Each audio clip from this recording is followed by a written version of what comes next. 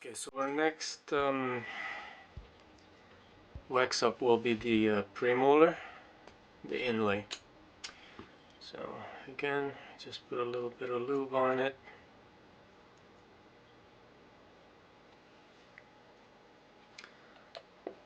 A little bit of lube on the contact areas.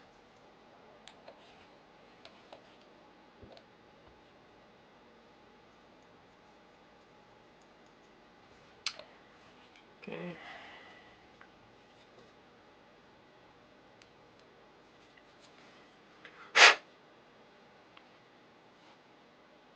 Okay, we can take a little bit of it off if it's too thick. You don't want the material to be too thick, because then it's gonna create a space underneath.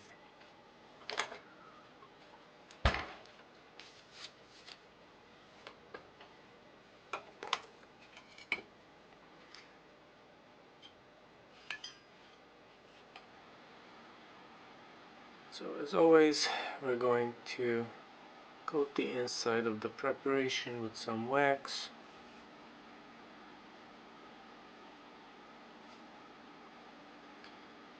And this will ensure that we don't have any laminations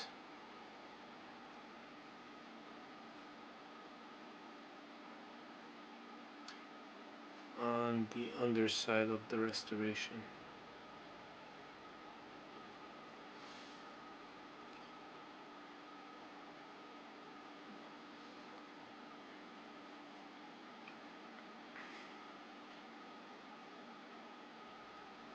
Once we've done that, start building up the restoration, kind of arbitrarily at first. Just gonna build it up to the surface of restoration, the surface of the preparation.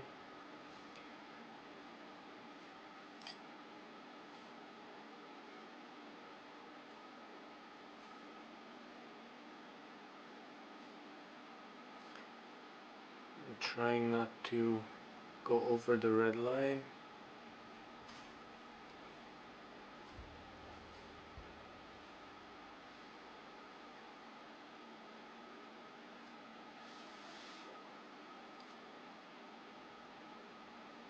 And we can kind of extrapolate the marginal ridges, kind of follow the tooth structure itself.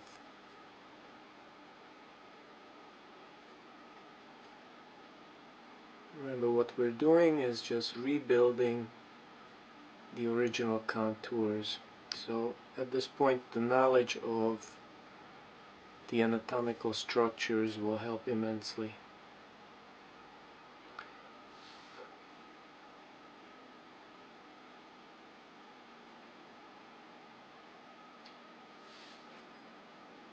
Okay, so now we have the exterior portions kind of rebuilt. So what I'm going to do is I'm going to, before it completely hardens, I'm going to squish this down a little bit. And as we can see, we have our marginal ridges done. The height of the marginal ridges are pretty accurate here. This one is a little bit too high, so we're going to lower it a little bit. I'm going to cut in the distal marginal groove there, and kind of just for now, don't have to go too crazy about making it too neat because we're still waxing. Now we're going to redo the occlusal surface. If we notice here, we have our secondary grooves, secondary anatomy. This is the start of our triangular ridge.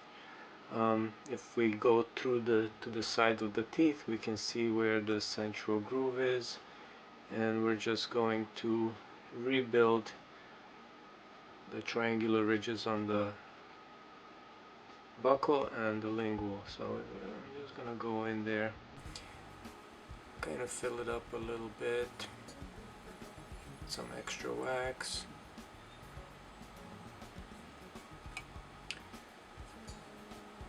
And then slowly kind of start rebuilding the triangular ridge on the buckle, since that's our most prominent part. Then we're gonna rebuild the lingual.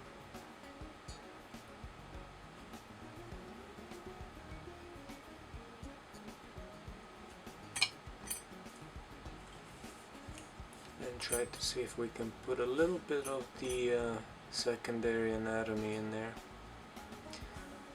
So you don't want to heat up the wax too much here, so we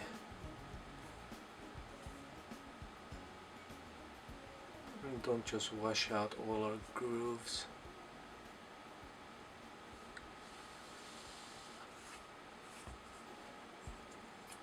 On the lingual, generally it's not so detailed, if you notice on the adjacent tooth here. So we're just gonna put a drop of wax and kind of puddle it a little bit. So we still have some morphology, but not too much.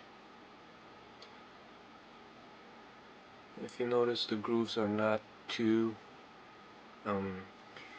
sharp, so we don't want to make it that sharp either. Otherwise the patient will start feeling the difference between the teeth.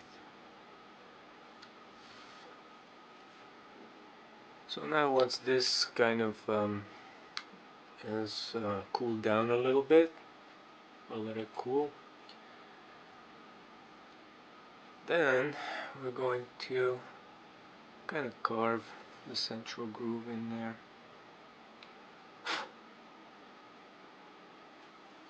And try to blend in the secondary ridges, secondary grooves a little bit.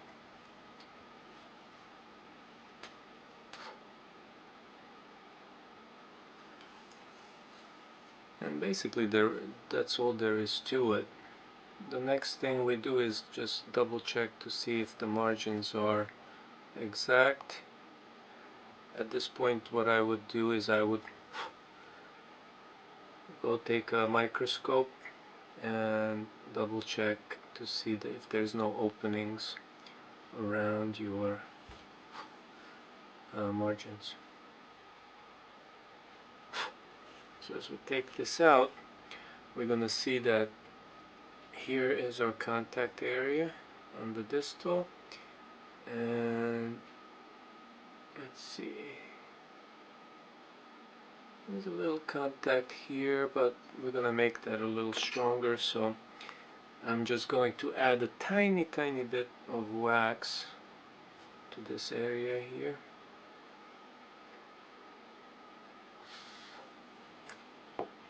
And then push it down before it solidifies, and that will give us our contact area,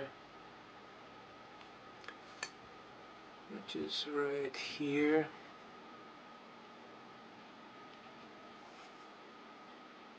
It should be a little bit higher, but if you look at the morphology of this canine, its height of contour on the distal is so that this contact area here is going to be a little lower than ideal. Now we're going to take it out, and we're going to double check our margins, make our margins really neat.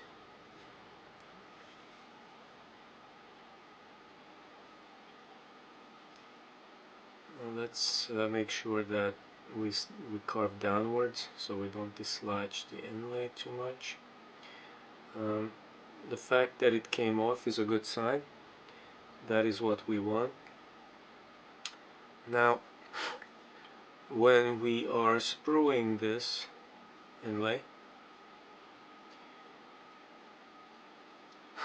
we're going to sprue it from the distal, and that is because if we see the distal part of the inlay, it's wider, so it's going to more easily fit our sprue.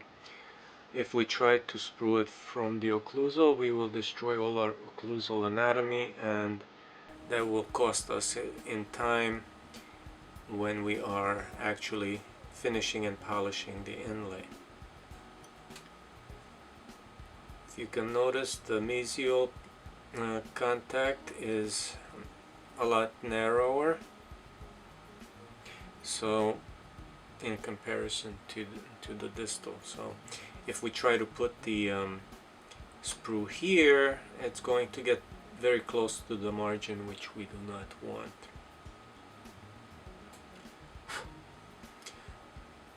So that's it. That's all there is to the inlay. It's nothing too crazy. You just have to follow the doctor's preparation. And since we have the two cusps in without preparing, since we have the two cusps intact, we can extrapolate the rest of the tooth very easily.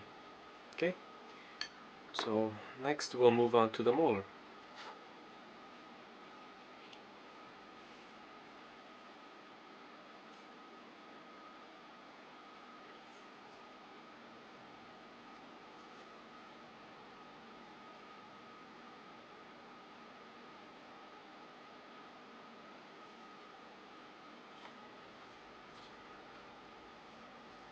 Actually, if we want to, we could also, I feel like this area here might be a little bit too bulbous.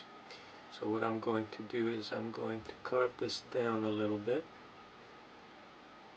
and use our mesial marginal groove to kind of disguise it and make this tooth look a little bit more slender. And there we go.